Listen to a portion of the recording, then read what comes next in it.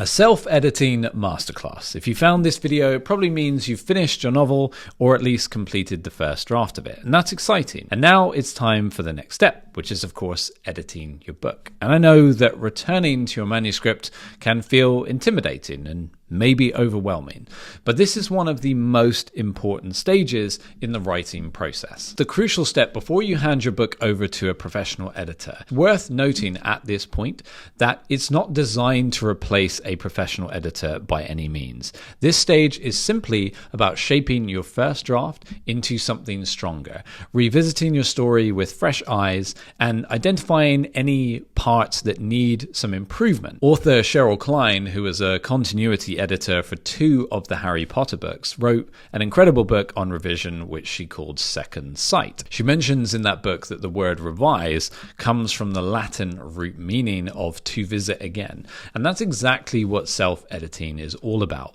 It's about returning to your work with a completely fresh perspective. So in this video, I'm going to split my advice into 2 categories.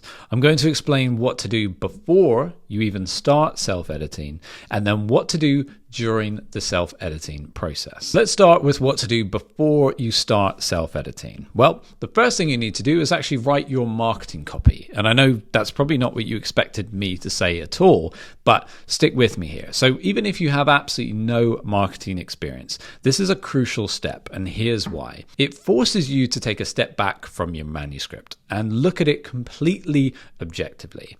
It's going to help you focus on what makes your book compelling to potential readers, and it lets you assess whether or not your core message is actually coming across on the page. So what should these initial marketing items consist of? Of course, a back cover blurb. That's essential. And a jacket description as well. And also a 1-sentence pitch about your book. A short summary as well that you could use on a website or on a query letter. Now, it's important to say this is not your final marketing copy. It's just an exercise to help you refine your book's core themes. Sometimes writers realize that they need to change something big in their manuscript just after doing this marketing section. Other times it will solidify your vision, but either way, it's an incredibly valuable exercise. The next step before you start is to get curious about your story. Every writer has blind spots, we all do.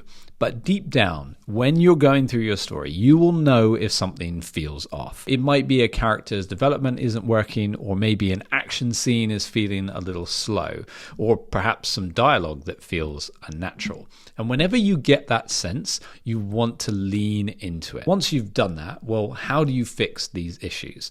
If dialogue feels unnatural, well, then you need to research dialogue writing techniques. Or if your world building feels weak, then you need to study how other authors are building these immersive worlds. And if your pacing feels slow, then analyze books and writers with great pacing.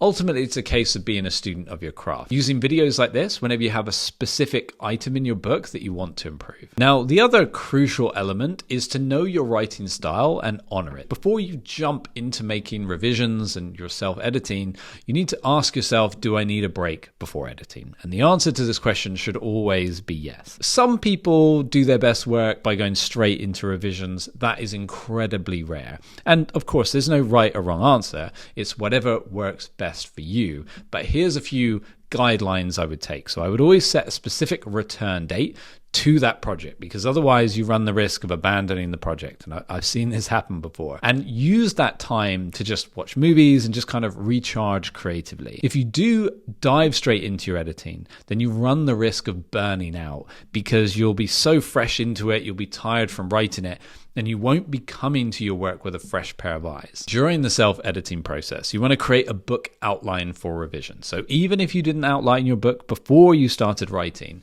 now is a great time to do it, and you'll find it very helpful. You want to start by mapping your novel scene by scene or chapter by chapter. And the reason this helps is that you'll be able to see weak areas that need more depth. You'll be able to identify scenes that don't contribute to the overall story. And you can actually track character development and then ensure there is consistency. Again, Cheryl Klein's book Second Sight, which I mentioned earlier, has a fantastic section on book mapping, so I'd really recommend going and giving that a read. The other item that might feel counterintuitive is that you should ignore grammar and spelling for now. Completely ignore any typos, because of course you might go through and be fixing typos and grammar, but then delete that entire paragraph or that entire scene because it doesn't actually push the story forward.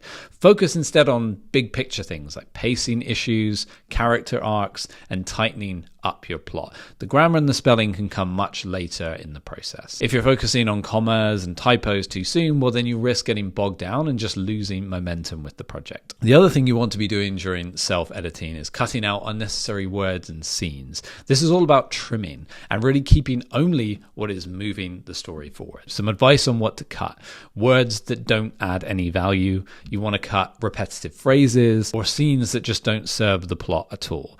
Of course, a professional editor will help you with this, but doing your own cleanup first is going to make that process so much smoother. And if you're interested in working with a professional editor, we have some incredible editors. All the links you need are in the description below. Ultimately, self-editing is hard work, but it should be, because it's really where your book is going to come to life and your book is just going to get 10 times better. Be kind to yourself during this process. Don't be self-critical of yourself.